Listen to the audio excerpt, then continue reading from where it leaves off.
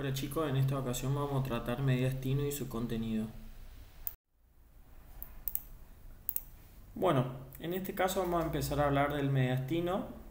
Vamos a decir que el mediastino que nosotros usamos, la teoría es de Martínez, y primeramente vamos a decir que es un espacio en la región central dentro de las cavidades torácicas.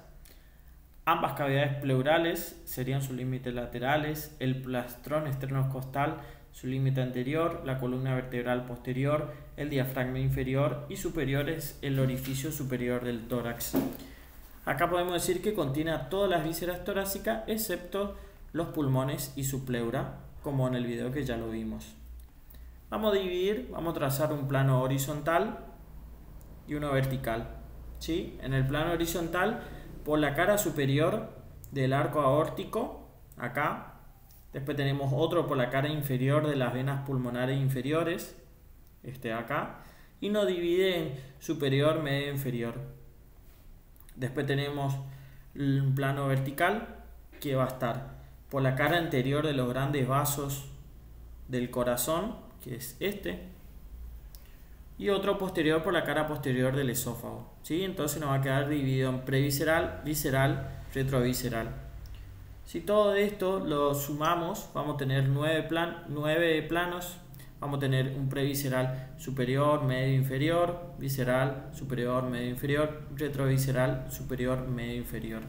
¿Sí? ¿Está ahí claro? Bueno, empezamos con la parte previsceral superior. Acá vamos a decir que hacia adelante está el plastrón esternocostal, el cuadrante número 1. Esto es su cara posterior. Hacia atrás está la cara anterior de los grandes vasos, hacia abajo la cara superior del arco aórtico y hacia arriba el orificio superior del tórax. Después tenemos el previsceral medio, acá solamente encontramos el timo, y el previsceral solamente grasa pericárdica. En la visceral superior, acá continuamos, encontramos la vena cava superior, acompañada en su parte anteroexterna el nervio frénico izquierdo, arco aórtico y sus ramas. Hacia atrás encontramos la tráquea y por detrás está el esófago, que el mismo está acompañado por el nervio recurrente izquierdo o laringio inferior. Después tenemos al nervio vago también. Podemos encontrar que el nervio vago derecho pasa por la cara derecha de la tráquea, el izquierdo por la cara lateral de la carótida común izquierda. En el visceral medio vamos a encontrar varios elementos. ¿Sí? Primeramente la vena ácigos, que desemboca en ella haciendo un callado sobre el bronquio derecho. La aorta ascendente. Después tenemos la arteria pulmonar. Después encontramos los bronquios izquierdo y derecho dividiéndose, las venas pulmonares superior e inferior y los nervios vagos que cruzan posterior a los bronquios y más abajo se acercan al esófago. ¿Sí? La visceral inferior vamos a tener el corazón, el esófago con ambos nervios vagos, el izquierdo hacia adelante y el derecho hacia atrás. Retrovisceral superior encontramos conducto torácico por detrás del esófago. Después tenemos el confluente yulo-subclavio izquierdo, también la cadena simpática torácica. Retrovisceral medio encontramos la aorta descendente, hacia la derecha la vena ácigos, y retrovisceral inferior lo mismo que el medio.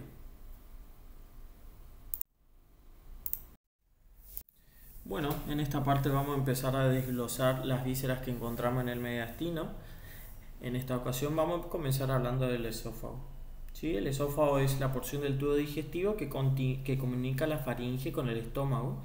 Aproximadamente tiene 25 centímetros de longitud y es a continuación de la faringe. Se origina a nivel de C6, muy importante esto porque es preguntable, y tiene una porción cervical, que es esta, una porción torácica y una pequeña porción abdominal. Está situada en la línea media y luego se inclina un poco hacia la izquierda, como ven acá, para atravesar el diafragma a la altura de T10. Eso también muy importante que sepan a qué altura van penetrando las vísceras. para después terminar en el estómago a nivel del cardias. Cabe recalcar que es un órgano muscular distensible que da el paso al alimento. Presenta diferentes porciones, un orificio superior, cervical, una porción torácica. Ahora describiendo un poquito su porción cervical, vamos a decir que anterior, la cara posterior de la tráquea y nervio recurrente izquierdo. Posterior va a tener la fascia cervical que lo separa de los músculos prevertebrales y bien hacia atrás tenemos la columna vertebral. A los lados vamos a contener la glándula tiroide, paquete vasculonervioso del cuello y arteria tiroidea inferior. En la porción torácica vamos a tener anterior a la tráquea, bifurcación de la misma, acuérdense, bronquio izquierdo, bronquio derecho, nódulos linfáticos traqueobronquiales, rama derecha de la arteria pulmonar y el seno oblicuo del pericardio o fondo de saco de pericardio. Posterior, en principio son las cervicales hasta T4 y luego hacia abajo tenemos la aorta descendente, vena ácidos, conducto torácico, vena hemiácidos accesoria. Y su última porción diafragmática en relación con el hiato esofágico que lo une a fibras del músculo diafragma y se observa el vago derecho que se hizo posterior y el vago izquierdo que se hizo anterior, ¿sí? Eso lo vamos a ver en otra diapositiva. Después tenemos una porción abdominal pequeñita, anterior tiene la cara visceral del hígado, donde deja la impresión esofágica en el mismo, y posterior tenés el pilar izquierdo del diafragma, aorta y últimas vértebras torácicas. Para hablar un poquito de su irrigación, son ramas esofágicas de la arteria tiroidea inferior, y ramos esofágicos y traqueoesofágicos de la aorta descendente que van a irrigar estas porciones, ¿sí? Lo vamos a ver ahora cuando vemos aorta torácica. También está irrigada por ramas de la frénica inferior, que es rama de la aorta abdominal, de acá abajo va a irrigar hasta allá. Y la inervación está dada por la cadena simpática, dorsal o torácica y parasimpática por ramas del neumogástrico derecho e izquierdo. Bueno, ahora aorta descendente. Vamos a ver que esto nace de la aorta. Tenemos porciones. Aorta ascendente, que es muy pequeña. Tenemos el arco aórtico, antes llamado callado aórtico, que es esta porción, y después continúa con aorta descendente, que toma el nombre de aorta torácica. Vamos a decir que la porción horizontal del arco de la aorta en el mediastino posterior está a nivel de T4 y se continúa con su rama terminal, la aorta descendente. La aorta descendente se extiende de T4 hasta T12, donde penetra el diafragma, muy importante, a través del hiato aórtico junto con el conducto torácico, y se continúa con su rama terminal, la aorta abdominal, ¿sí? Después de esto, una vez que penetra el diafragma, cambia el nombre y pasa a llamarse aorta abdominal. En su trayecto va dando ramas parietales y viscerales, que podemos ver ahí, son muy pequeñas. Tenemos, las parietales son 9, las 9 últimas arterias intercostales para los 9 espacios intercostales, ¿sí? Para los últimos. ¿Por qué? Porque las 3 primeras son ramas de la subclavia, que es tronco intercostal para los 3 primeros espacios interóseos, ¿sí? Entre las viscerales tenemos las arterias mediastínicas, que son para la pleura, pericardio, ganglio linfático, arterias bronquiales, arterias esofágicas y arterias esófago-traqueales. Después tenemos las esofagotraqueales, son 2, una anterior y otra posterior. La anterior se ubica en el ángulo esófago-traqueal e irriga ambos elementos, mientras que la posterior irriga la cara posterior del esófago, ¿sí? Que estaría acá. Las arterias bronquiales nacen generalmente de número de 2, de la parte superior de la aorta descendente, ¿sí? Podríamos decir que podrían ser esas. Se dirigen a los pulmones, la derecha por detrás del esófago y la izquierda debido a que la aorta descendente está del lado izquierdo de la línea media, penetra directamente el pedículo pulmonar, como ya hablamos en el video de pulmón. El conducto torácico, bueno, la vena yugular interna y la subclavia se anastomosan y forman el ángulo yugulo-subclavio, ¿sí? Como tenemos una yugular interna y subclavia, tanto derecha como izquierda, vamos a tener un ángulo yugulo-subclavio derecho-izquierdo, que es este angulito que vemos ahí, ¿sí? Por detrás de la aorta y por delante de la columna vertebral, ¿sí? ¿Se acuerdan que ya lo describimos? Encontramos el conducto torácico. En el retroperitoneo medio del abdomen, los dos troncos lumbares y un tronco intestinal se reúnen en una dilatación ampular denominada cisterna de Kilo. Esto pasa a nivel de L2 o L1. Los troncos lumbares drenan la linfa de los miembros inferiores, de la pelvis, de las paredes abdominales. El tronco intestinal drena la linfa de la porción abdominal del tubo digestivo, y de la cisterna de Kilo, acá, se desprende el conducto torácico. El mismo pasa al retroperitoneo medio del abdomen al mediastino posterior a través del hiato aórtico del diafragma, junto con la arteria aorta a nivel de T12. ¿Sí? Muy importante eso porque es preguntable. El conducto torácico asciende por delante de la columna vertebral y por detrás de la aorta descendente. Luego se acoda, llega en un momento en el que se acoda hacia adelante para pasar del mediastino posterior a la base del cuello, pasando por la izquierda de la tráquea. El conducto torácico en la base del cuello desemboca en el ángulo yugulo-subclavio izquierdo. ¿Sí? Acá tenemos. Después tenemos, hay veces que los troncos se reúnen por encima del diafragma. En este caso no hay cisterna de Kilo.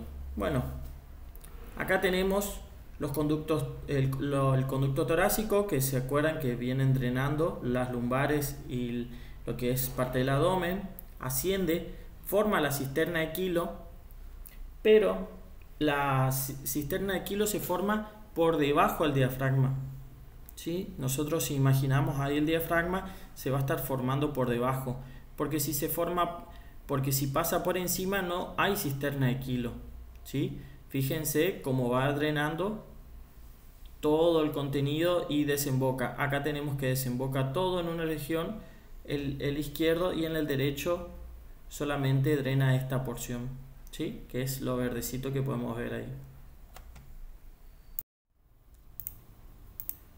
Bueno, acá vamos a empezar a hablar de la vena ácigos. Primeramente la vena ácigos mayor, esto es derecho, esto izquierdo. La vena lumbar ascendente, que es esta, resulta de la anastomosis de las ramas que dan las venas lumbares. Se ubica en el flanco lateral derecho de la columna vertebral. Tiene origen por una raíz medial, que es esta, la raíz medial, y una lateral a la altura de T11, ¿sí? En el espacio inframediastínico del mediastino posterior, o sea, por debajo del mediastino, del diafragma. La raíz medial se desprende de la cara posterior de la vena cava inferior, acá, y la raíz lateral resulta de la anastomosis entre la 12ª vena intercostal derecha y la vena lumbar ascendente, ¿sí? Intercostal, vena lumbar, y acá tenemos la que se desprende de la cara del posterior de la vena cava inferior, y ahí se forma, ¿sí?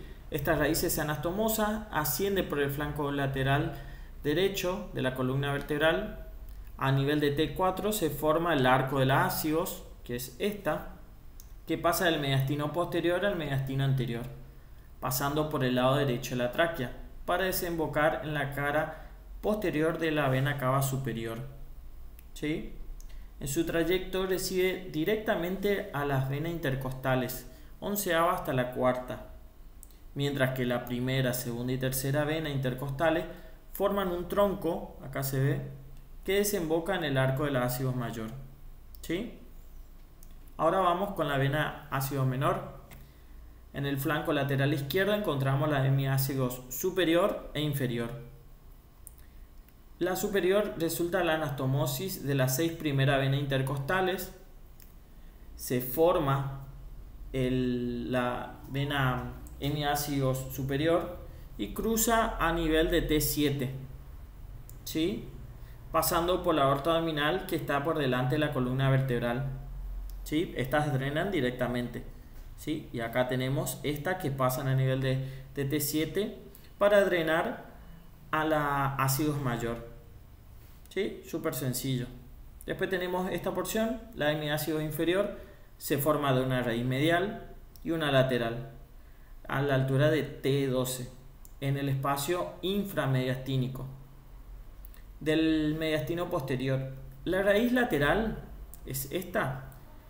Va a resultar en la anastomosis de la 12ª vena intercostal y de la lumbar ascendente, mientras que la raíz medial nace de la renal izquierda, esta, ¿sí? O del tronco venoso que se forma entre la renal izquierda y la primera lumbar, ¿sí? Estas dos se suelen formar y forman el tronco reno-ácido lumbar.